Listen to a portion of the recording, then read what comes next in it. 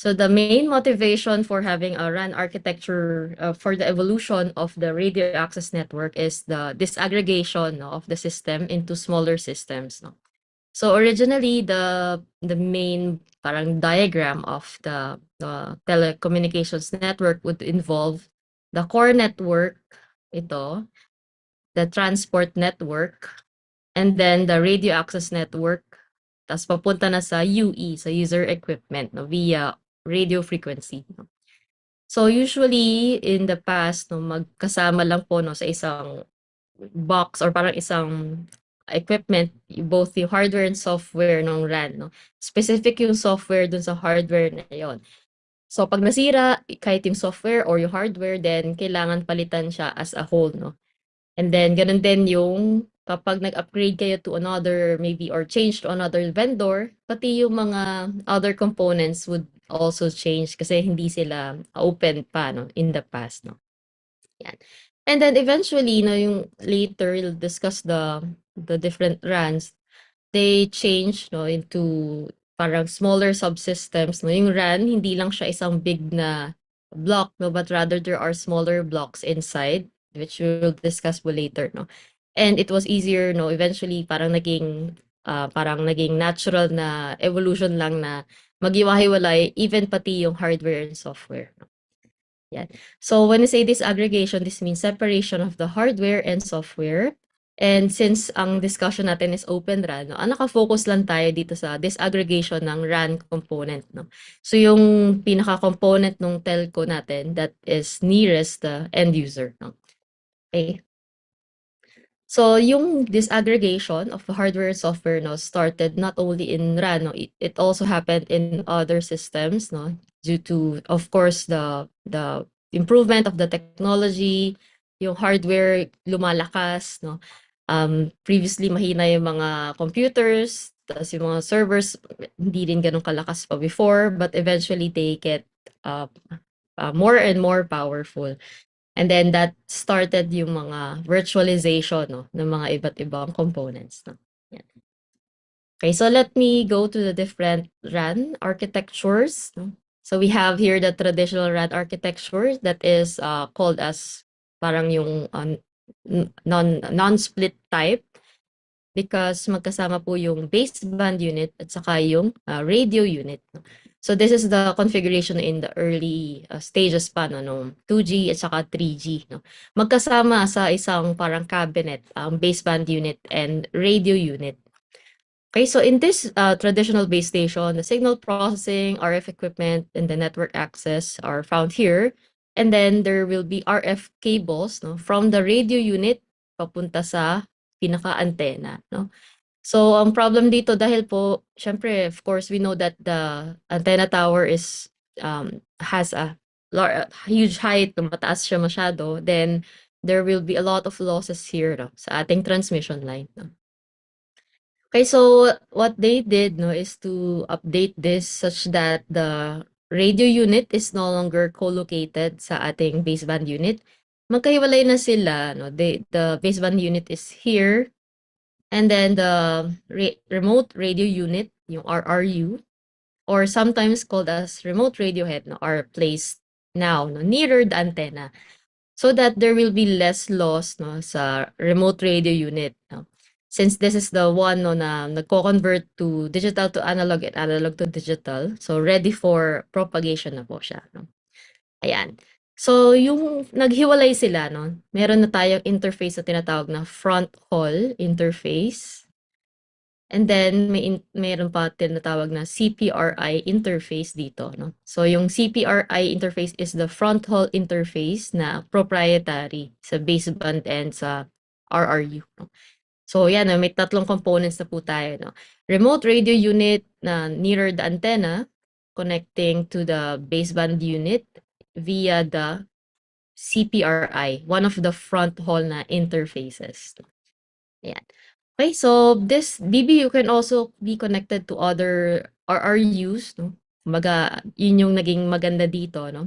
Doesn't need to just support one base station. Pwede kung may isa pang base station near as well, no? So, RU is moved closer to the antenna to minimize signal loss and nagkaroon na po ng front haul, no? So, ito po yung sa traditional RAN natin, no? Okay, so these are the two types as mentioned in the previous slide, no? May non-split, magkasama sa isang parang cabinet, no?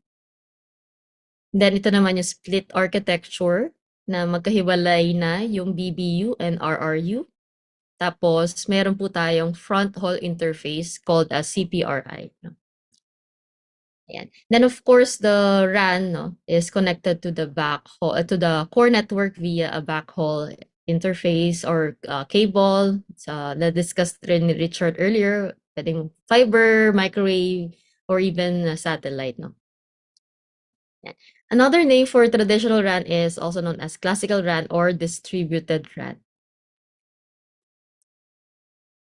Okay, next one is the centralized RAN. So in the centralized RAN, no, somehow this is also known as cloud RAN because all the baseband unit, no, since napaghiwalay na po natin yung RRU and BBU, all the baseband unit can just be pulled, no, nearer the central office para po lahat ng processing, no, mas madali ring ma-monitor na andun lang lahat, no, mas madali ring ma-secure, no. So the baseband units are all near the in the central office, and then pwedeng sobrang layo po nung remote radio units from the central office, no?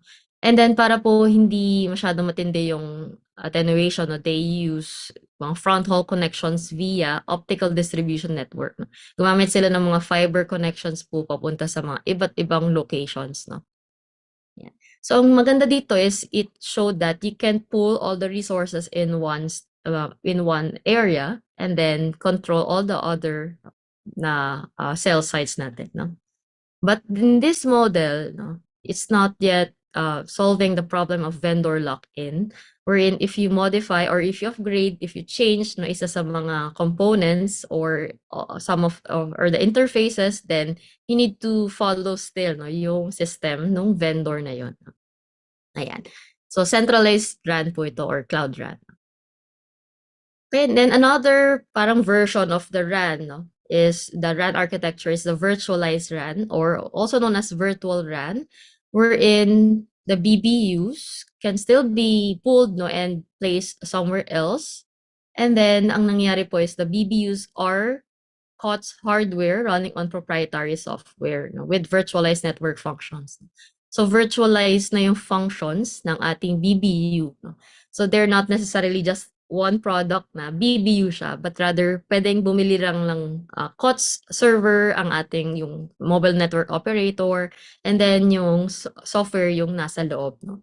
So kapag may isang problema na BBU, ang pwedeng gawin is just reset no, that BBU without affecting all the other baseband units. No?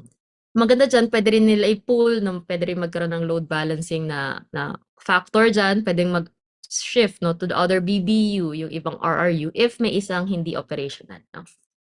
Yan. So parang somehow no, this started no, yung pag-disaggregate na kasi naghiwalay na yung functions no, ng software at saka yung hardware component and hindi na limited to just the baseband unit hardware. No? Pwedeng COTS server na. No?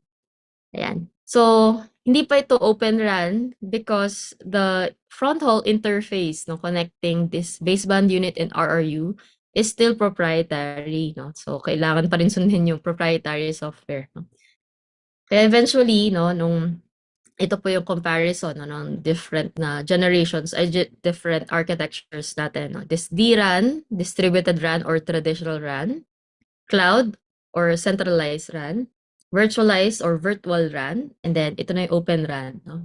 So what happens is we have here the front haul interface no, connecting the DU and the remote radio unit. Then ganun din sa ORAN, no? Hindi lang kita dito, but ang difference nila is that this front haul interface is also open, no? Ibig sabihin, they follow, hindi siya proprietary, hindi siya just for one vendor. Yung specifications niya, yung physical and kung naman yung specifications ng front haul interface, no? Yeah, so to summarize the architecture evolution, no? Originally, traditional RAN no, has these two types, non-split and split. All of the components are proprietary. Centralized RAN, ganun din, all components are proprietary. But what happens is the baseband units are centralized or pooled together in a different location para mas efficient po yung pag-manage ng different sites. Virtualized RAN, wherein you now introduce COTS server to allow virtualized network functions. And then Open RAN is that we now have the components into COTS based on hardware, and then the functions are virtualized. And then there's now an open interface. No? And so later, titignan po natin specifically no, yung mga components under ORAN, no, like itong radio unit, distributed unit, and centralized unit. No?